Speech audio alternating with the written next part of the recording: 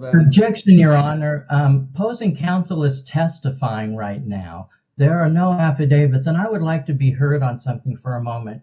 With the court's permission.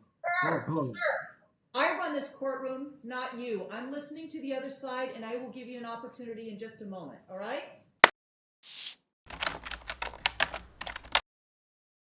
Good morning, Your Honor. May it please the court. It's Phillips here, but I'm having trouble getting the video working. Okay, well, do your best, and at least I know you're here so you can hear what's going on. And it looks like we've got several things going on. Get to the case. Boy, there is a lot of stuff filed, but I will say we do not see defendant's joint motion to strike plaintiff's August 20th.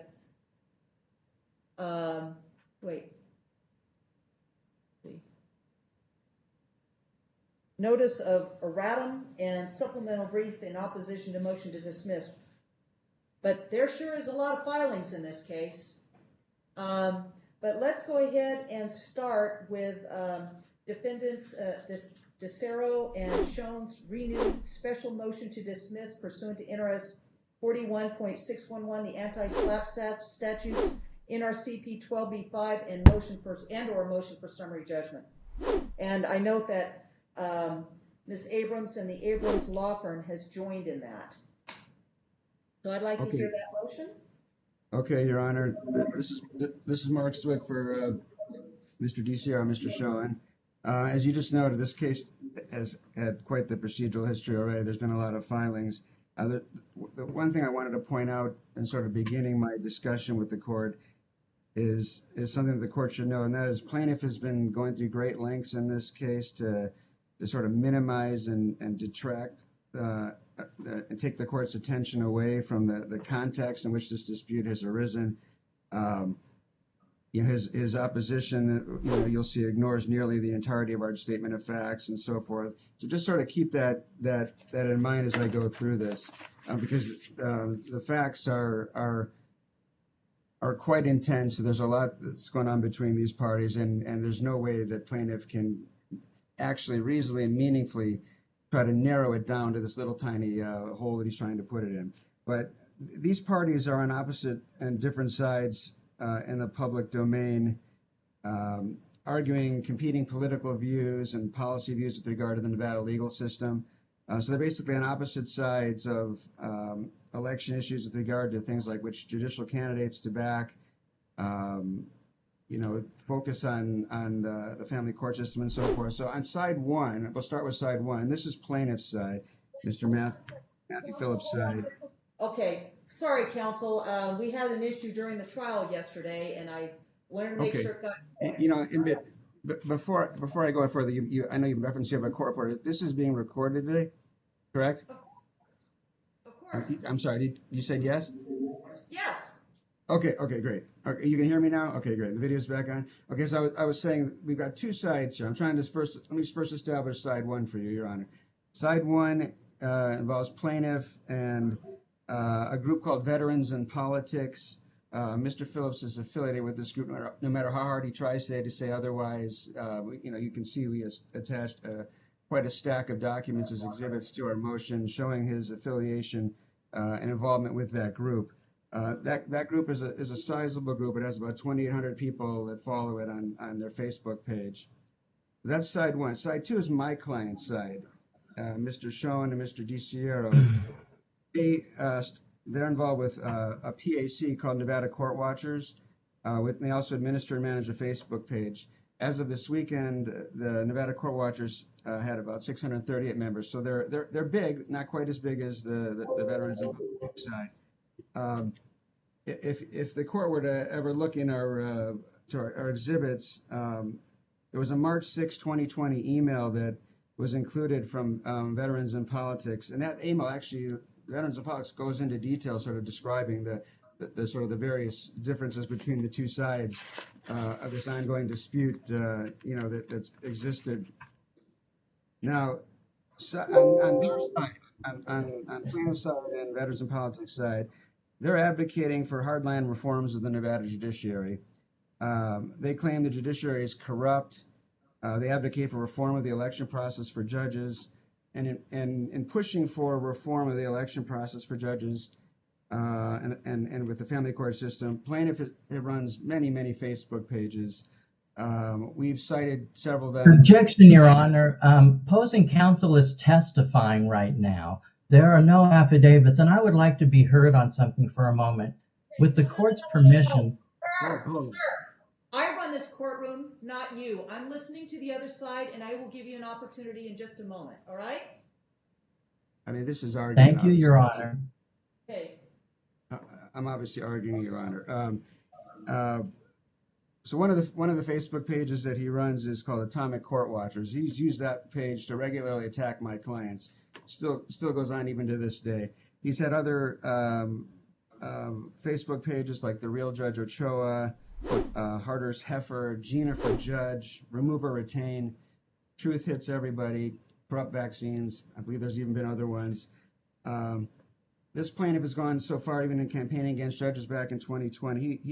He actually sued his family court judge, Judge Vincent Ochoa, after Judge Ochoa had blocked him from posting comments on Judge Ochoa's Facebook page when he was running for re-election. Plaintiff was trying to argue that his rights were being violated because he was blocked after he was posting pretty vitriolic comments on Judge Ochoa's Facebook page. He didn't even stop there, though. He went even further. He actually also sued Judge Bryce Duckworth in federal court. He basically alleged that Judge Duckworth was a supervising judge over his family court case. Because his case took longer than 6 months to be adjudicated, he went ahead and sued Judge Duckworth even. So you can get a sort of a flavor of what's going on that side of the case, plaintiff side of the case, veterans and politics side of the case. If you contrast that to my client's side of the case with Nevada Court Watchers, they're an open public forum where members openly discuss matters surrounding the Nevada judiciary. They discuss judicial elections, judicial selection and discipline, legislation related to judicial matters, and other public interest related matters. My clients operate the sort of the moderate position in public debate about the Nevada judiciary. So they frequently find themselves opposite the positions taken by veterans in politics and the plaintiff. And they post, their views and so forth on their Facebook page, Nevada Court Watchers. So the dispute that sort of arose between these parties involving plaintiff, really, it began during the 2020 election cycle. There was competing social media campaigns between the sides. And this dispute actually between veterans in politics and Nevada Court Watchers actually made the newspapers. We pointed out in our brief, you'll know, there was a Las Vegas Review Journal article on February 7, 2020 that went into a lot of this. And the article stated that veterans in politics and Nevada Court Watchers were, and I'm quoting from the article, it said, quote, "They're now engaged in a very public row over each other's motives and methods." I mean, so they're out there front and center and, in public debate here, and it even caught the attention of the newspapers.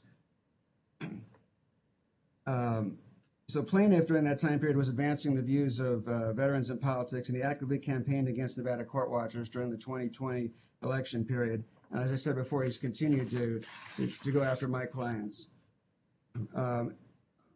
During that 2020 election campaign, plaintiff injected his own family court case into public debate about the family court system. I mentioned that previously. He accused my clients of operating a controlled opposition group, which he was referring to Nevada Court Watchers, and he was saying that they were doing that to protect corrupt judges and attorneys from criticism. So my clients are taking a lot of heat from plaintiff and back in 2020. So due to these relentless personal attacks, in these public forums on Facebook, my clients began researching information about the plaintiff. And they, one of the things that happened in 2019, before the 2020 election cycle, was plaintiffs had filed an appeal on September 30th, 2019, in his family court case. And he attached an exhibit to his appeal, which it was a TPO issued by hearing master Jennifer Henry.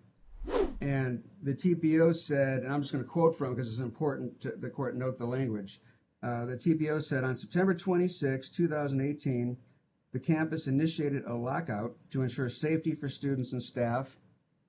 This described action was taken in response to an allegation that the adverse may shoot up the school, and the adverse was being referred to as Mr. Phillips. So my clients first discovered the TPO,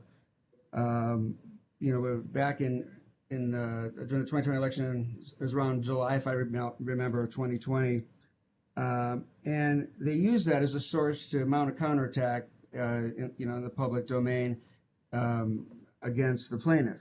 And they were attacking him politically, obviously, to point out that, look at here, you had this family court case.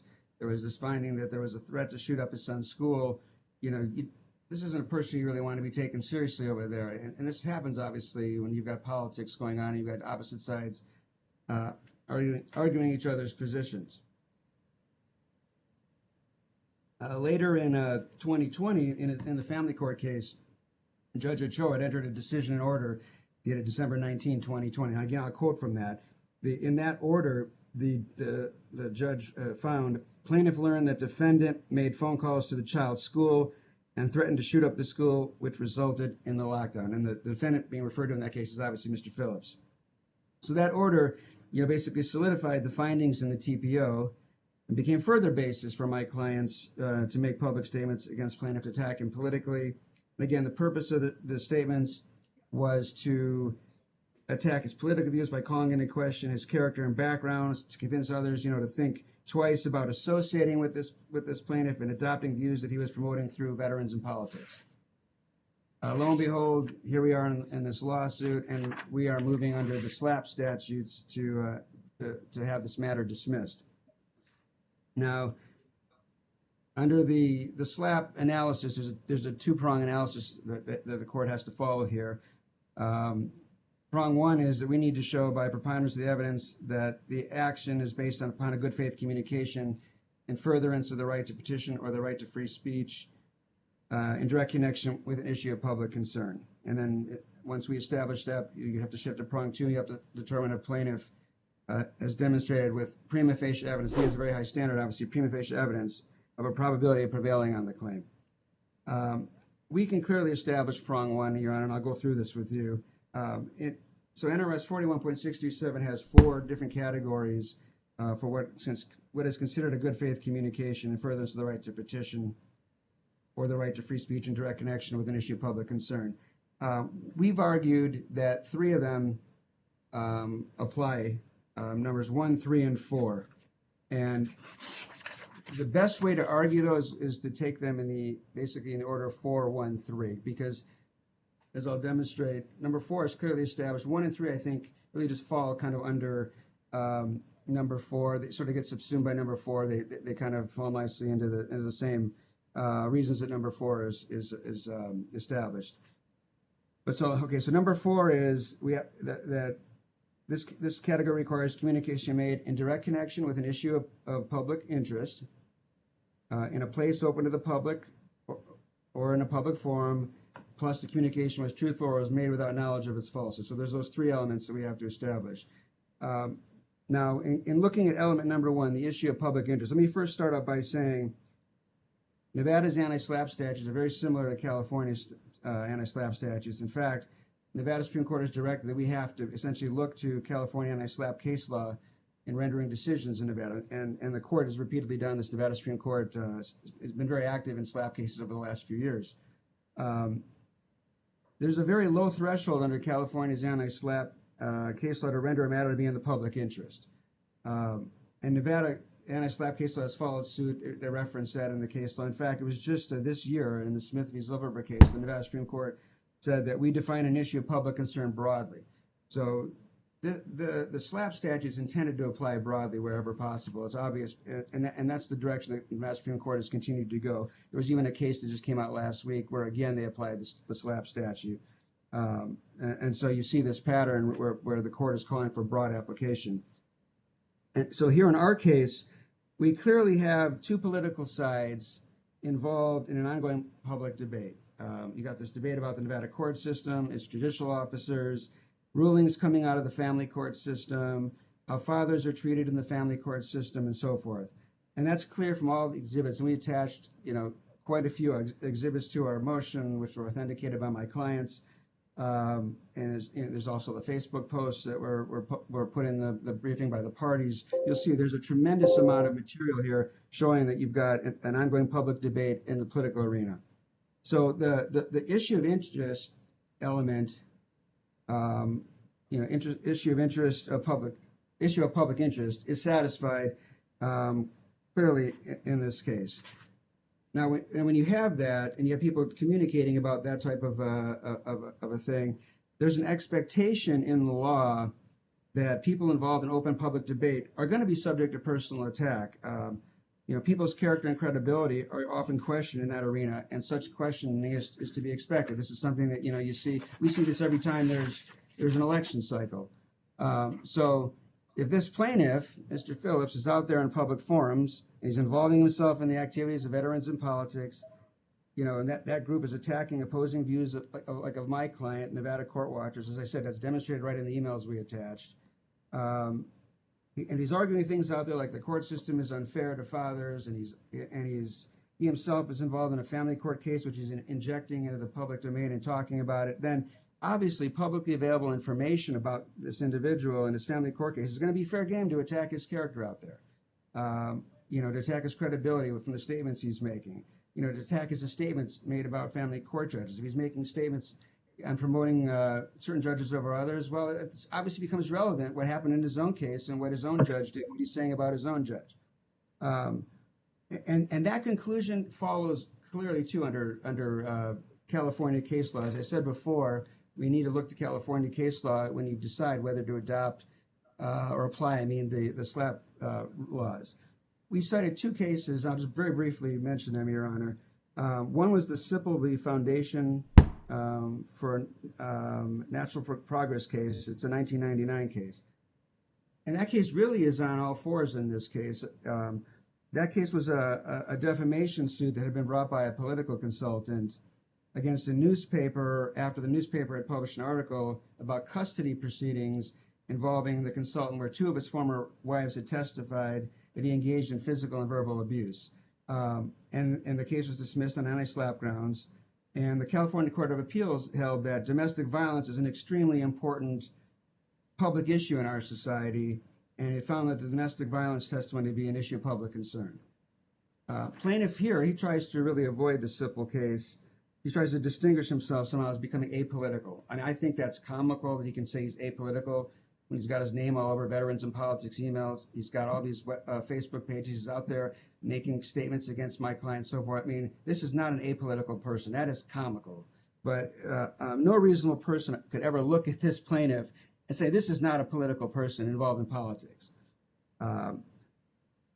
But in any event, he tries to avoid it to distinguish himself. But the reality is that case, S.L.A.P.P, involved a very similar type of issue, which was involving some form of violence that was being discussed. And the California Court of Appeals said, well, this is an issue of public concern. So I don't think we could have had a better case coming out of California to support our position in this case. The other case that we cited was the Selig v. Infinity Broadcast Corp case, which is a 2002 case, a little bit more recent than the S.L.A.P.P case. And that one held that when a person injects himself into public affairs, the person opens himself up to public scrutiny. And that case was dealt with that show, if I remember, was called Who Wants to Marry a Millionaire? And the issue in that case was, the plaintiff had tried to say that they were defamed when there was some comments being made against her from being on the show, and the California Court of Appeals said, well, no. The issue of whether somebody would go out there not knowing anybody, getting married for money, that's certainly something that could fall within the public interest. And that case shows it's a very low threshold to meet the public interest requirement under California law. So I think it's very, very clear that the situation we have here meets the first element that we're required to show, and it meets the all the elements that we're required to show, even under the most recent case law that came out in 2021, the Smith v. Zilberberg case. Let me move to element number 2, which is a place open to the public or in a public forum. There's no dispute here that we have a public forum. All these statements that are at issue here took place on Facebook, and Nevada case law just in 2020 held that Facebook is a public forum. California case law has also filed suit, so there's no dispute that Facebook is a public forum.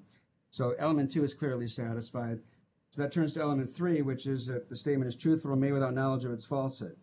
Now, the important thing to note here on that element, Your Honor, is Nevada defamation case law only requires a speaker to state the gist or the sting of the statement to determine if it's true or false. That was reiterated in Rosen v. Tarkanian, another SLAPP case, which is 2020. As I said, there's all these really recent cases showing the broad application of SLAPP in Nevada. So, the gist or sting here in all these statements is clearly met because they relate to the statements that were in the TPO and in the order.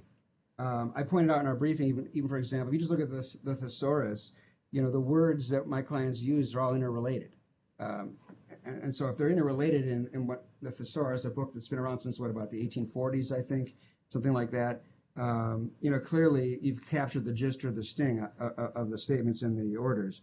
Even if you look at the Rosen case, which came out in 2020 last year, that case involved differing statements, yet related words in ads between Rosen and Tarkanian, where, she used words like setting up a corporation versus working for, or there's differences of, for example, serving as a resident agent and attorney for versus having been involved with. You can see there's different words that were going to be thrown out there. And if I recall, it was Tarkanian who said, well, look, the words aren't matching up here. She's going outside the bounds. It's not capturing the gist or the sting. And the Nevada Supreme Court said, no, we disagree. That's close enough. It's broadly applied, and the court went ahead and applied the anti-SLAPP laws. The alternative under element 3 would be the made without knowledge of its falsehood. Obviously we have here court orders and TPOs. Now, courts obviously go through a process and weighing evidence presented by the parties before they issue orders. A judge under the judicial canons would have ethics requirements in terms of making their findings and weighing the evidence and so forth. So there's just nothing there that suggests that my clients would have any reason to believe or call into question that what was found in these orders by the judges that entered them would somehow have been false. I'm not aware of anything in the law that says that we're supposed to call into question as citizens the findings of our judicial officers. There's nothing like that even cited in Nevada case law I could find. Plaintiff didn't cite anything like that in his briefing. And so it's clear that element 3 is also satisfied. And then any other statements that were made by my clients, the plaintiff is trying to argue about them, their opinion or their what's called rhetorical hyperbole, which you're allowed to do, obviously, as well in defamation law. Those are not actionable statements because obviously an opinion is an opinion. It can never be true or false under the law. It's an opinion. So category number 4, I just demonstrated, is clearly established. There's ample, not only facts in this case to support it, but there's ample law, and the law is all on our side, both from Nevada and California. And with regard to the other 2 categories that I mentioned, categories 1 and 3, these also apply here, I believe, because category number 1 is a communication that is aimed at procuring any governmental or electoral action, result, or outcome. And category number 3 is written or oral statement made in direct connection with an issue under consideration by a legislative, executive, or judicial body, or any other official proceeding authorized by law. So if you just sort of look at the wording of those 2 and you kind of apply them to the context to which I was talking about, with there being elections and vying for political positions with regard to those elections and so forth, you can see they really just are the same issues in category number 4. So I think that they fall also under the SLAPP laws, and they've been met in this case as well. And I would also point out, Your Honor, that under those 2 categories, the communications don't have to be made to a governmental agency to fall under those protections. So that's why the fact that they're out there in the Facebook and in the political arena out there, they still get captured, categories 1 and 3, because they fall right within the requirements, and they don't have to have been to a government agency. So as you can see, SLAPP applies. So this is this is a classic SLAPP lawsuit the plaintiff had filed, trying to shut down my client's ability to speak in the public forum and to attack plaintiff and attack his political views and show why people shouldn't associate with him and why his views can't be trusted. So now that I've established that would turn to prong two. And the question is, can plaintiff establish that,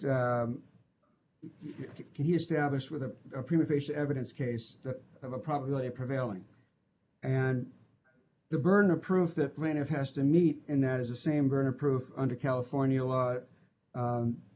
That's actually been codified into our statute at NRS 41.665 subsection 2.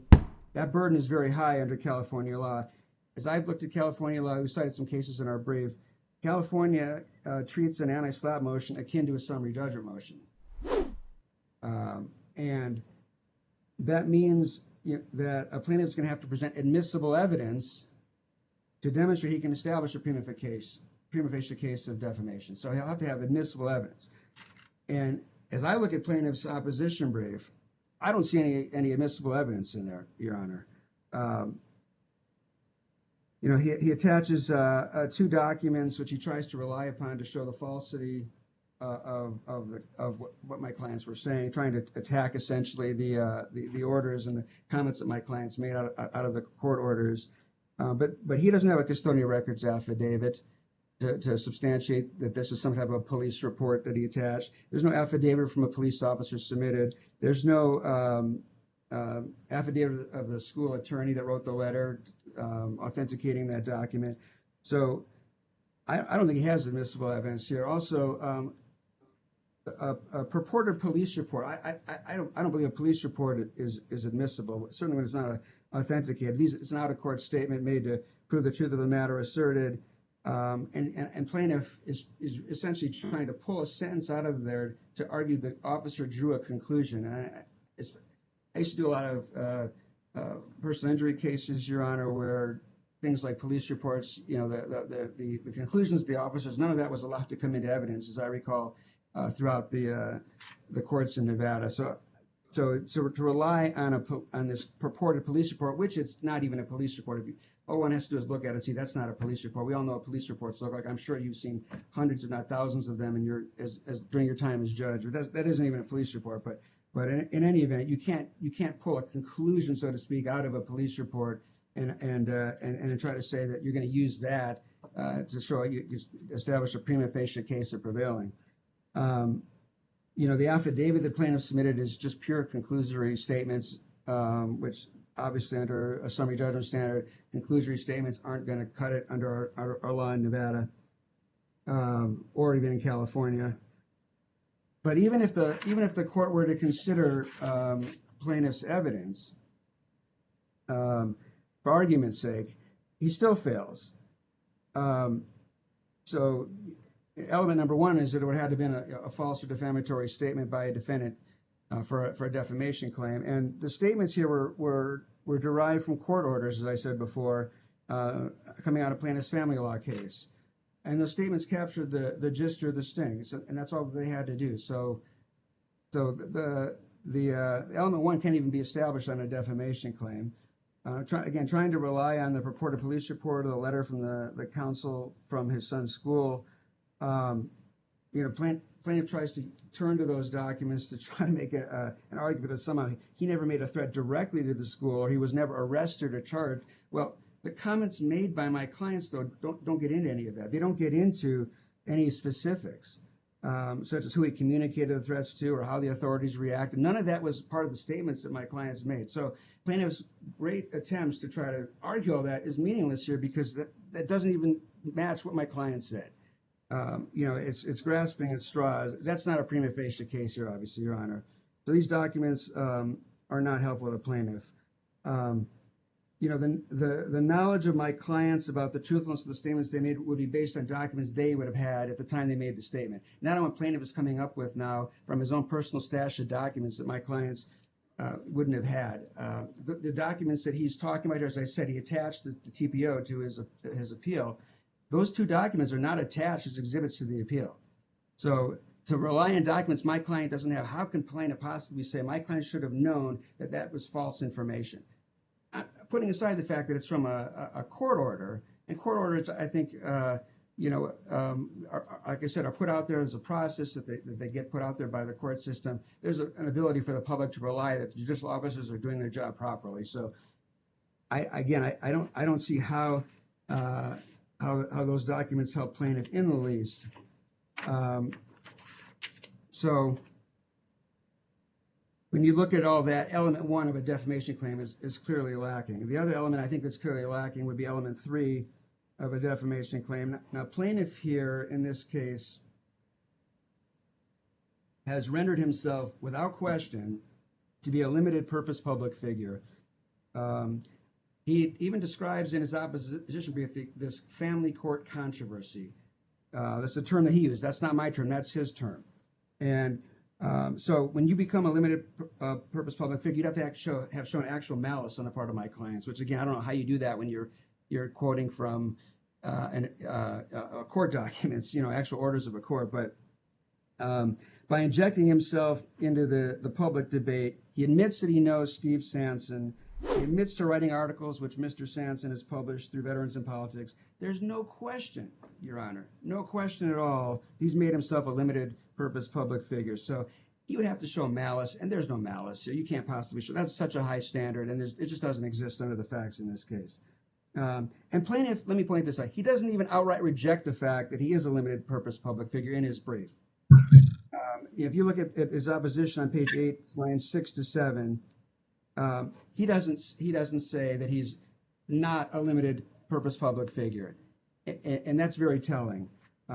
He sort of dances around the issue, and to me, I think the court should treat that as an admission that he is, because if you're not, you're going to say you're not with resounding words. You're not going to dance around that issue. So I don't think the third element of a defamation claim can be established. And let me point out also, Your Honor, plaintiff here has not asked under NRS Chapter 41 for discovery. He's relying on what's before the court today. And clearly, what's before the court today is not sufficient for him to ever show a prima facie case. And so, because of that, he fails on prong 1. SLAPP applies, and our motion should be granted. Thank you, Your Honor.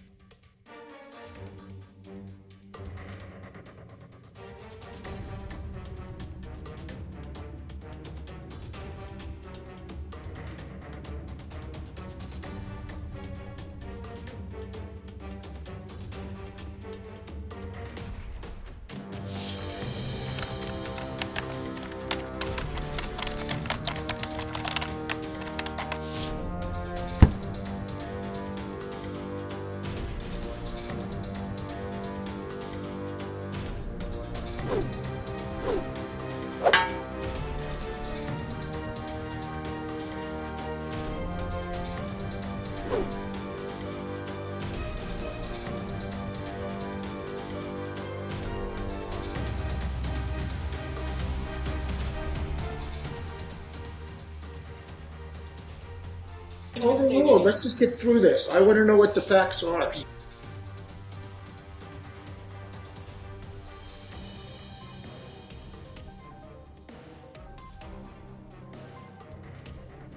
To find out what the facts were.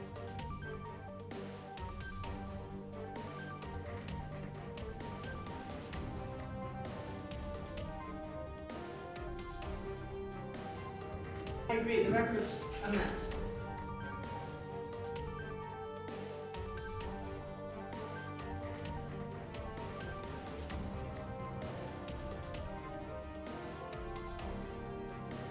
Right, is there something else that's at issue here beyond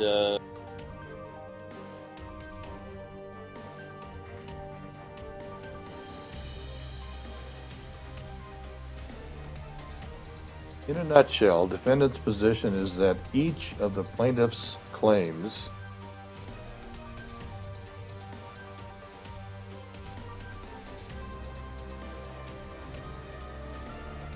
5:06 p.m. last night, Counsel. The rules do not allow that.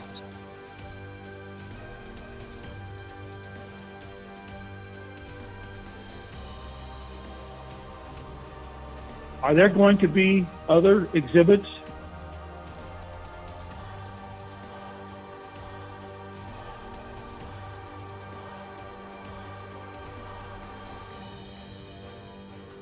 I make a finding that paternity has been established.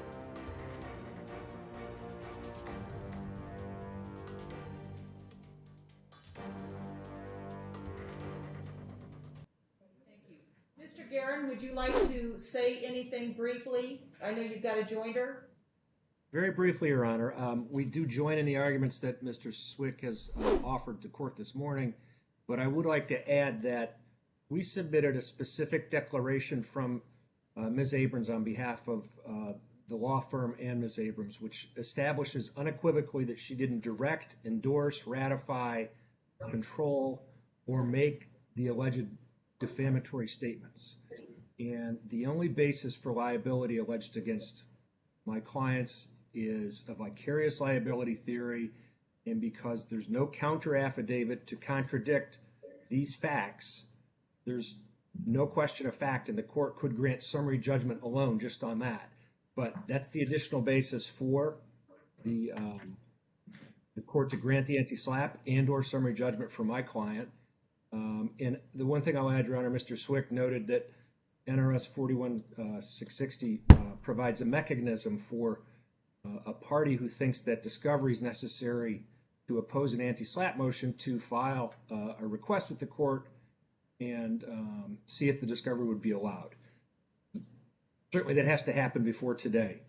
And if the court would consider the Choi versus Ameristar case, which I think is 128 Nevada 323 from 2017, the Supreme Court made very clear that a party requesting summary judgment or requesting discovery to oppose summary judgment has to follow the procedure outlined in what was then 56F and what is now 56D, which requires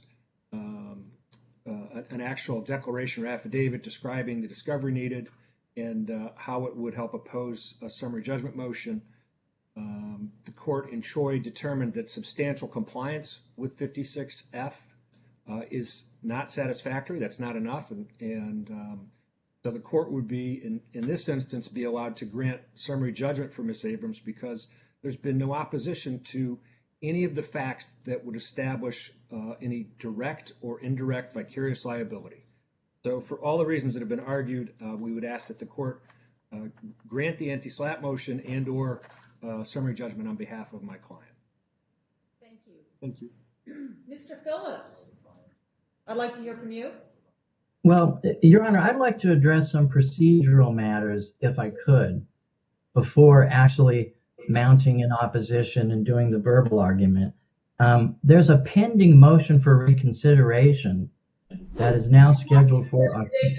Mr. Phillips, I'm not hearing that today. I'd like you, the motions that are in front of me are the SLAPP suit special motions to dismiss.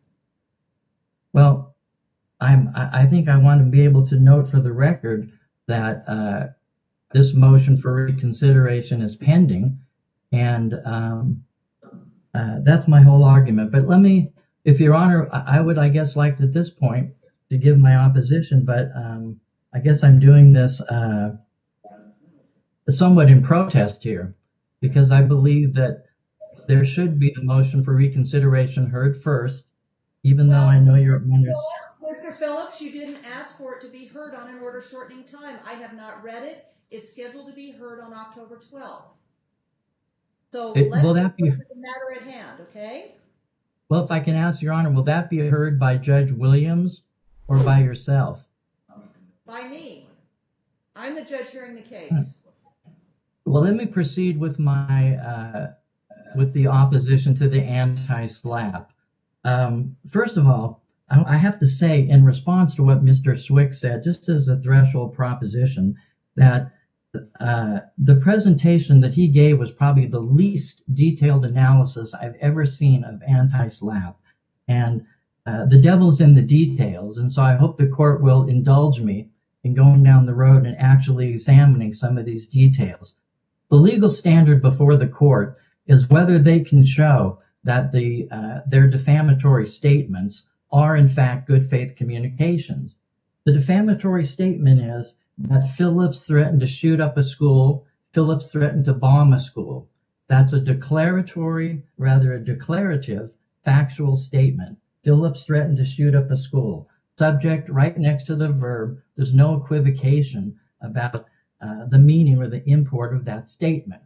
So the first inquiry is whether this statement that Phillips threatened to shoot up a school is a good faith communication in furtherance of the right to free speech, and also whether it's in direct connection with an issue of public concern. There's also a third category about whether the communication is truthful, and this comes from the DiCiero case. One of the things I think that's important to understand in the analysis under 41-637, when it talks about good faith communications and furtherance of the right to free speech, the separate terms are not analyzed. Either the statements fall into one of the four categories or they don't. And so I would like to examine those four categories, because remember, defendant's statement, that's one that they haven't been talking about all day. That Phillips threatened to shoot up a school and or bomb a school. And let me just take a quick time out. The divergence in their statements that Phillips threatened to shoot up a school, or alternatively that he threatened to bomb a school, well, that's prima facie evidence of their reckless disregard for the truth. Bomb a school, shoot a school, they're lying, and they know they're lying, and so they have casual disregard for the truth. But I digress.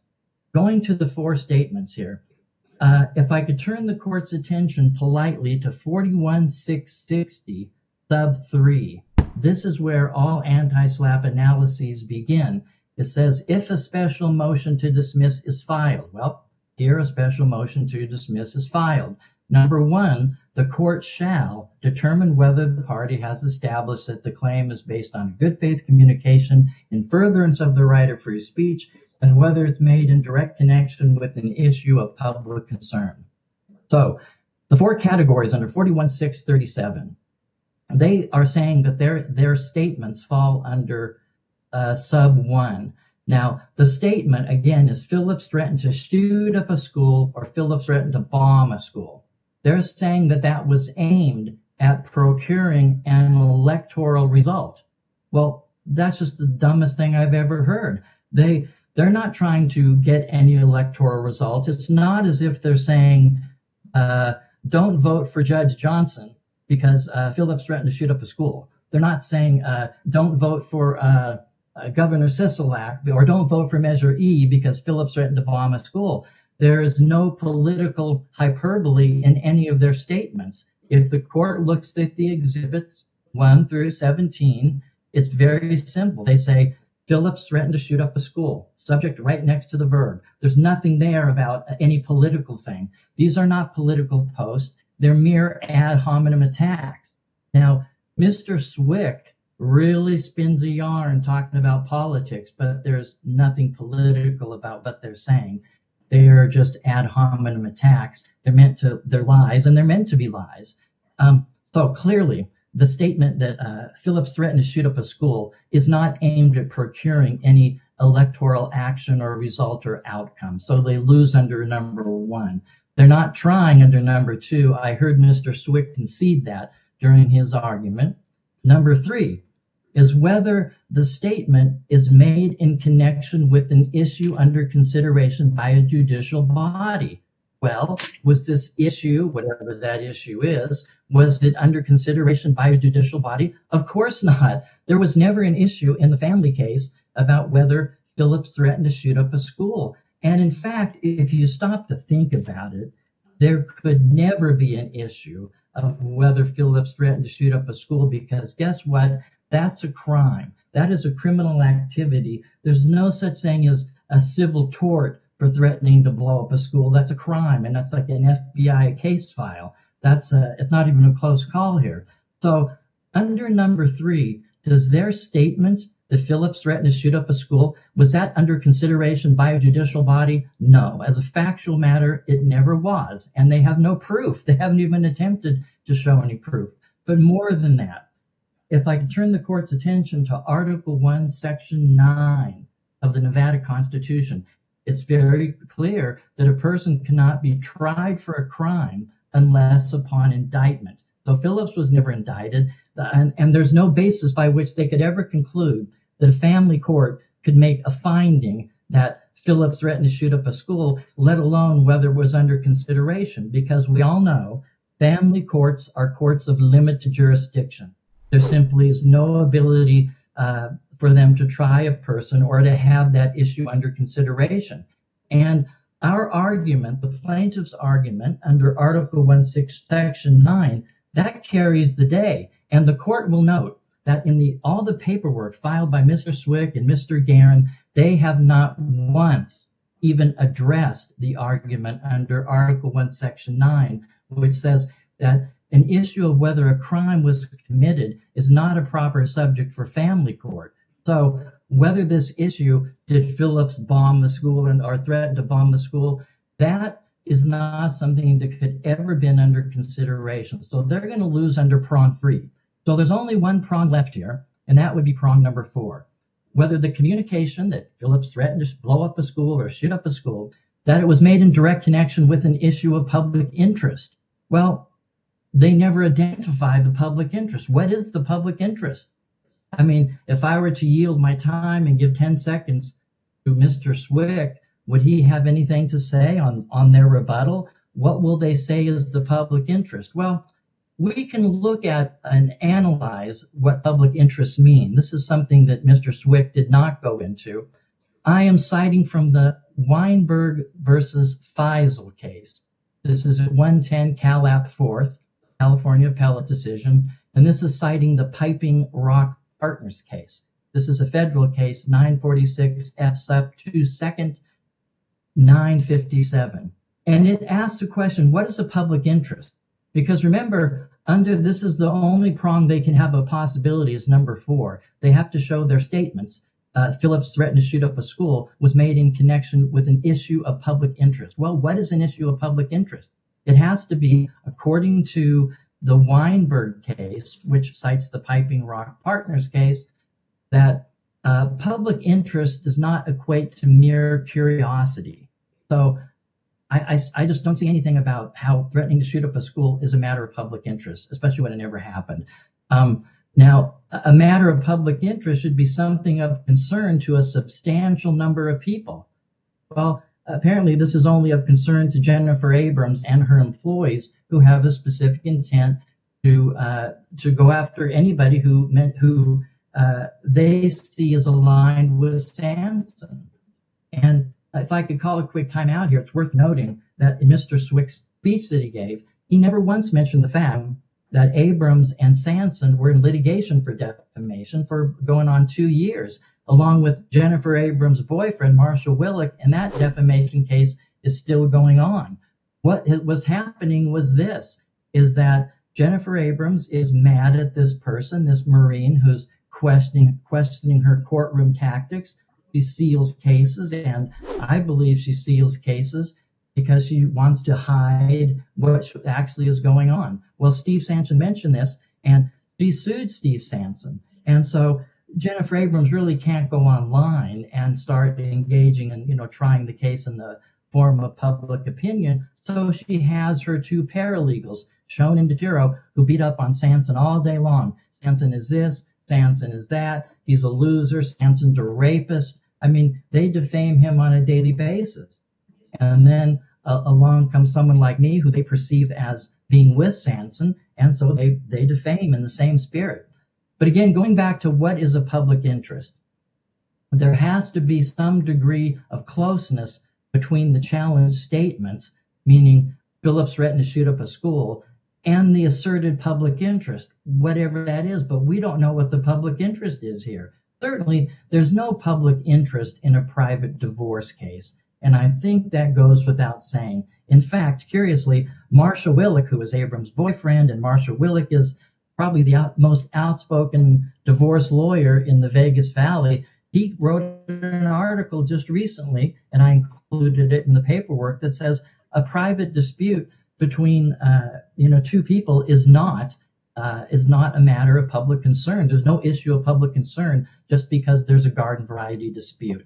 And so when you try to do the test about whether there's a degree of closeness between the statements Phillips threatened to shoot up the school and some asserted public interest, we don't know what the public interest, because they haven't identified any public interest other than vague notions of political this and political that. But the truth is, Phillips is not a member of Veterans in Politics.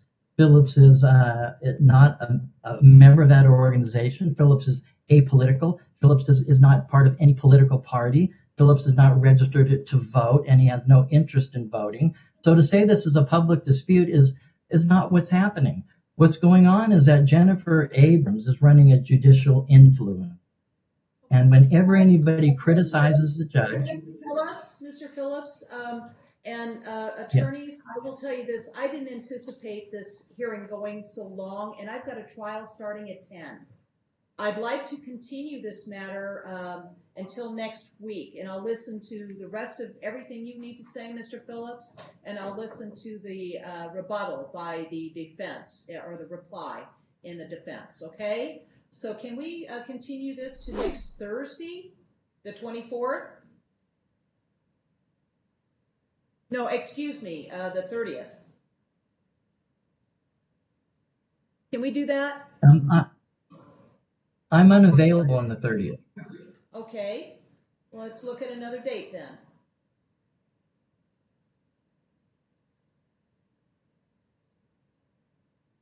How about the 5th of October?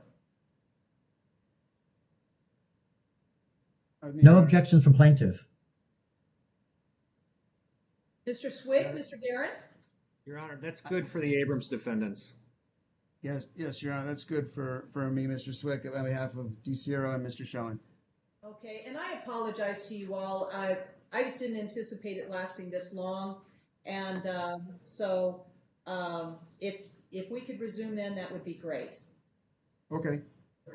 Your Honor, at 8:30? It will be 8:30. Thank you, Your Honor. All right, thank you, and I appreciate it. Okay, have a good day. Okay, let's get the attorneys in here.